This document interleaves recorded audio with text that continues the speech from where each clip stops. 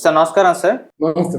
Sir ఈ సంక్రాంతికి చిరంజీవి గారి సినిమా మనశంకర వరప్రసాద్ గారు వచ్చేస్తుంది. ఇందులో వెంకటేష్ గారు కూడా ఒక గెస్ట్ రోల్ లో కనిపించబోతున్నారు. ఒక 20 నిమిషాలు అని చెప్పేసి మనకు తెలిసిందే. షూటింగ్ కంప్లీట్ అయిపోయింది. ఆయనకు సంబంధించిన పోస్టర్ కూడా రిలీజ్ చేశారు. అయితే ఇప్పుడు ఒక ఇంట్రెస్టింగ్ న్యూస్ చక్కర్లు కొడుతుంది. చిరంజీవి గారు అండ్ వెంకటేష్ గారి ఓల్డ్ సాంగ్స్ ని ఈ సినిమాలో రీక్రియేట్ చేయబోతున్నారని, ఆ సాంగ్స్ కి వీళ్ళిద్దరూ కలిసి స్టెప్పులు అయిపోతున్నారని వార్త వైరల్ అవుతుంది. ఇది వీళ్ళ అభిమానులందరికీ కూడా ఇప్పుడు ఒక హ్యాపీ న్యూస్ అని చెప్పుకోవాలి. ఎలా ఉంటుంది సార్ స్క్రీన్ పైన అలా వెంకటేష్ గారు, చిరంజీవి గారు వాళ్ళ పాటలకి, వాళ్ళ ఓల్డ్ సాంగ్స్ కి డాన్స్ చేస్తూ ఉంటే ఎలా ఉంటుంది సార్? అది మీరేం చెప్తారు? ఇక్కడ డైరెక్టర్ అనిల్ రావిపూడి కొత్తగా ఆలోచిస్తున్నాడండి. మార్కెటింగ్ ఎవెన్యూ, మార్కెటింగ్ సోర్స్ ఉన్నటువంటి సన్నివేశాలకు కానీ ప్రోపగండాకి కానీ ఎక్కువ ప్రాధాన్యత ఇస్తున్నాడు ఆయన.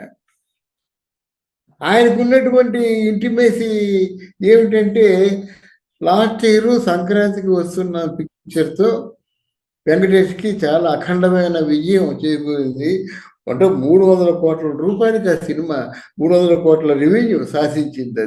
అది అంత మంచి అటాచ్మెంట్ ఉందన్నమాట. మామూలు ఒక సాదాసీదా కమర్షియల్ ఫిల్ము ఆ రేంజ్లో, అంటే ప్రొడ్యూసర్కి ఎంత లాభం వచ్చి ఉంటుందో చూసుకోండి. ఆ రేంజ్లో కలెక్షన్స్ రావడం చాలా గొప్ప విషయం. అంటే మంచి ర్యాపో ఉంటుందన్నమాట. అదే డైరెక్టరు మనశంకర వరప్రసాద్ కూడా పనిచేస్తున్నాడు. అప్పుడు ఏం చేశాడు ఈ డైరెక్టర్ ద్వారా, అంటే చిరంజీవి పిలిచిన వస్తాడు కానీ అలా కాకుండా డైరెక్టరే కావాలని కోరుకున్నట్టుగా ఆ వెంకటేష్ గారిని పిలిచి వీళ్ళిద్దరికి అంటే కంబైన్డ్లో సన్నివేశాలు కానీ సీన్ కానీ ఉన్నట్టయితే, ఒకరి పెద్ద డైలాగు, ఒకరి చిన్న డైలాగు, ఒకరి ఎన్నో వస్తాయి కదా. ఇవన్నీ ఎందుకు? వెంకటేష్ సినిమాలో సూపర్ హిట్ సాంగ్స్, ఇది చిరంజీవి గారి సినిమాలో సూపర్ హిట్ సాంగ్స్. ఇదంతా ఎక్కడి నుంచి వచ్చింది? అంత్యాక్షరి ఆల్మోస్ట్ ఏదో ఇట్లాంటి తమాషా ఒక సన్నివేశాన్ని కల్పించి వాళ్ళ సినిమాలో సూపర్ హిట్ అంటే ఏమిటి? ఆ సాంగ్ పడగానే థియేటర్లో విజలేసే ఆ సబ్ సాంగ్స్ని పెట్టుకుంటాడనమాట.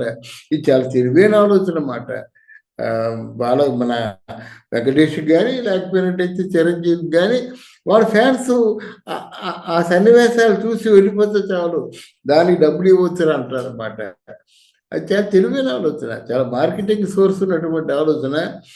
ఇద్దరు బాగుంటారు, వెంకటేష్ బాగుంటాడు, చిరంజీవి బాగుంటాడు. ఇచ్చి ఆల్మోస్ట్ వీళ్ళంతా సమకాలీనులు కనుక వీళ్ళు పెద్ద పట్టింపులు ఉండవు. ప్రోటోకాల్స్ కానీ స్థాయి భేదాలు ఏమి ఉండవు. ఇద్దరు నువ్వంటే నువ్వు అనుకునే వాళ్ళు కనుక బాగా చాలా మ్యూచువల్గా కలిసిపోయి చేస్తారన్నమాట. అది అట్లా ఆ సినిమాకి పెద్ద ప్లస్ పాయింట్ అవుతుంది. డెఫినెట్గా పెద్ద ప్లస్ పాయింట్ అవుతుంది. Okay sir, first time sir ఇలా వెంకటేష్ గారు, చిరంజీవి గారు కలిసి స్క్రీన్ షేర్ చేసుకోవడం ఫస్ట్ టైం సార్ ఈ సినిమా ద్వారా జరిగిందా? గతంలో చేశారు చిరంజీవి గారు, వెంకటేష్ ఫస్ట్ టైం అది. ఇంతవరకు చేయలేదు. కొంతకాలం ఒక ఎరా కొన్ని డికేడ్స్ చిరంజీవి వేరాడండి. చిరంజీవి రెండవతో కలవకుండా, అంటే మోహన్ బాబు చిరంజీవి ఇద్దరు కంబైన్డ్గా యాక్ట్ చేసినంత వరకు పోయిన తర్వాత, ఖైదీ సినిమా వచ్చిన తర్వాత ఇంకా స్టార్ట్ అయిందండి పీరియడ్. తర్వాత మగమహారాజు, విజేత ఈ సినిమాలు వచ్చిన తర్వాత సోలో తప్ప ఇంకా అందులో ఇంకొక హీరోకే అవకాశం లేదు. మరి రాధిక భర్త శరత్ కుమార్ ఉన్నాడంటే ఆయన హీరో కాదు, క్యారెక్టర్ ఆర్టిస్ట్గా ఉంటాడన్నమాట. ఇతర క్యారెక్టర్లు కూడా, ప్యాడింగ్ క్యారెక్టర్లు కూడా చేసే అలవాటు ఉంది కనుక ఆ శరత్ కుమార్ లాంటి వాళ్ళని పెట్టుకోవడమే తప్ప మన తెలుగు హీరోలను ఎవరు పెట్టుకున్నాడు? నాగార్జున పెట్టుకున్నాడా? లేకపోతే ఎవరిని పెట్టుకోలేదు కదా. ఆయన బాలకృష్ణని పెట్టుకుంటా ఉంటున్నారు. నిజానికి బాలకృష్ణ, నాగార్జున కలిసి బాలకృష్ణ, చిరంజీవి కలిసి యాక్ట్ చేయడం అన్నమాట. ఇదే ఫస్ట్ టైం.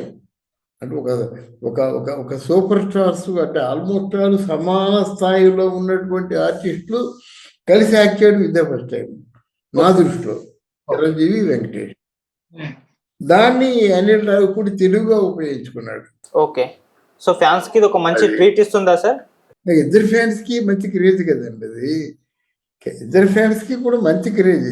తర్వాత ఏంటంటే, సినిమాల్లో రామానాయుడు సినిమాలోనో ఏదో సినిమాలోనూ అంత్యాక్షరి ఉంటుంది అన్నమాట. పాటలు, ఆ పాటలు కూడా ఇలాగే ఫేమస్ పాటలన్నీ పాడతారు.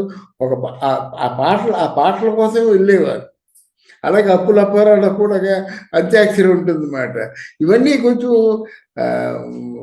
మనసుని ఆనందపరిచేటువంటి సన్నివేశాలు కనుక ప్రేక్షకులు కూడా ఎంజాయ్ చేస్తారు.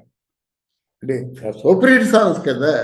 అంటే వెంకటేష్ సినిమాలో సూపర్ హిట్ సాంగ్స్, చిరంజీవి గారి సినిమాలో సూపర్ హిట్ సాంగ్స్. సాంగ్స్ ఒకటే ప్రదర్శించరు కదా, సాంగ్స్ పాటు డ్యాన్స్ ఉంటుంది కదా. ఇవన్నీ అంటే ఇప్పుడు చూసే ప్రేక్షకులకి ఎక్స్ట్రా బోనస్ మాట ఇది. అంటాం కదా, ఒకటి కొంటే ఒకటి ఫ్రీ అని చెప్పేసి. ఆ సినిమా చూసే వాళ్ళందరికీ చిరంజీవి తాలూకు స్పెషల్ సాంగ్స్, వెంకటేష్ తాలూకు స్పెషల్ సాంగ్స్ ఫ్రీ. ఆ స్కీమ్ ని కనిపెట్టిన వాడు Anil Ravipudi. Right sir, thank you so much sir. Thank you అమ్మా, థ్యాంక్ యూ వెరీ మచ్.